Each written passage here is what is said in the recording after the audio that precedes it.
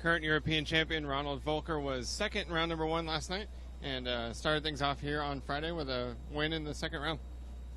Yeah, the second qualifier went better by the result, but I didn't felt 100% comfortable with the car. After Naoto spun out a couple of times, I think because of body tugs, just tried to make the a safe run. As I saw, I had enough gap to him and Reinhard. But the car itself didn't felt as good, so we tried to improve the setup and trying to win another run. You mentioned yesterday that you thought the hotter conditions and the looser traction played into your favor, and it was already hot for the first round this morning. Yeah, I think it will get a little bit hotter later on again. Yeah. Is there a problem keeping the electronics and everything cool when it's this warm and you're driving this hard on a track this big? I think electronics are no issues. It should be for nobody an issue.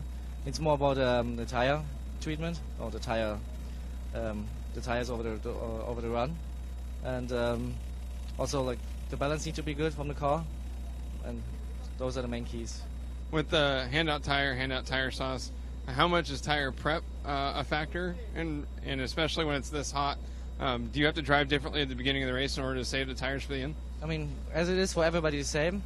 You can easily overheat the tire already in the first or two laps, first or second laps during the run, and of course you don't want to mess up your whole run, so you try not to overpace. But as well, the drop down after like 3 or 4 minutes isn't as high as, for example, I expected. It should be okay, like for most people, not to overpace, and I just try to make it really fast through the last minute, and my goal is now just to get a little bit better feeling for the car and to do another TQ run. When you have a 2 and a 0 in the first 2 rounds, of course a 3 of 6 count, can you now start attacking a little bit harder?